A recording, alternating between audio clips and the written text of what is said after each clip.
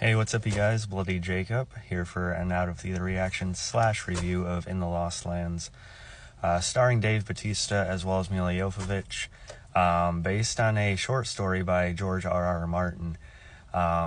When seeing it with my wife before work, this is one I was pretty keen on seeing. I remember when it was first announced, and I was actually actively interested enough to ask Milla Jovovich about it on Instagram, and I actually inadvertently helped her figure out what Bautista's Instagram handle was, which is kind of funny.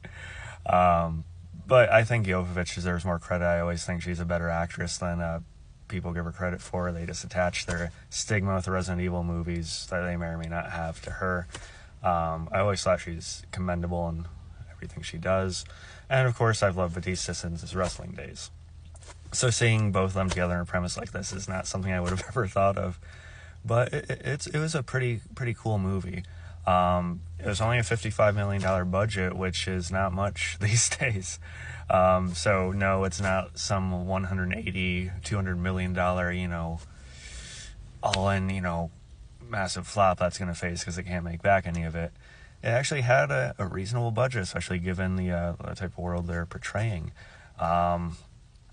No, another thing I know people are going to be saying is that, oh, it's derivative. It reminds me of these, 30 other things over the years.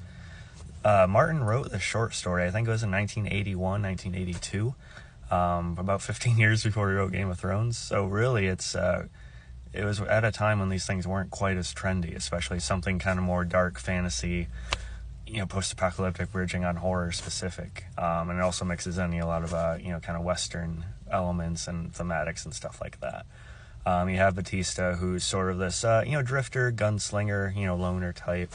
He ends up being hired by Milla Jovovich, who is this, kind of a scorned witch in the territory, Grey Alice, because she's in a bargain with, these rulers in the area to find this power that's out there, I'll say. I didn't know much about it beyond that, so I'm not going to tell you exactly what it's for or, kind of what it leads to. I think it's better if you know as little about it as possible. The movie kind of had more turns to it than I was expecting. It was fun and engaging to, sort of go through it. I thought it was paced well, 140 minutes, an hour and 40 minutes. In terms of the acting, I think Jovovich and Bautista both did a really good job. And for adapting a short story, they were reasonably fleshed out, Could it use more? Sure. But from a short story, I think they did quite a bit. But besides Jovovich and Bautista, I will say a lot of the other acting could be pretty spotty. I do think her name was Deirdre Mullins, who played a woman named Mara, was pretty decent.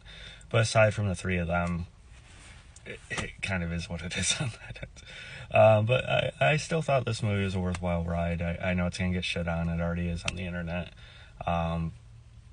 But I think it executed well enough what it was going for.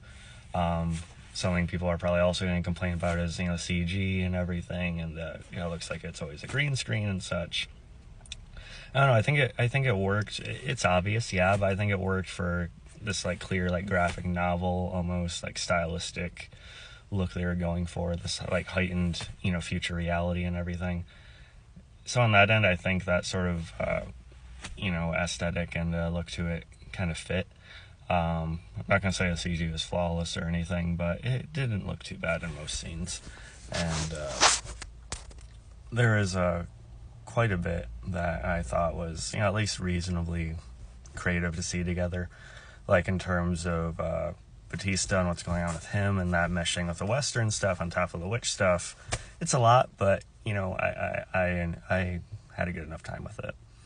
If I had to rate it, I'm giving it somewhere in the B range, B-, B+. And so I know this is going to be the new worst movie of the year on the internet, but it's really not. So do check it out for yourselves and see what you think. Peace.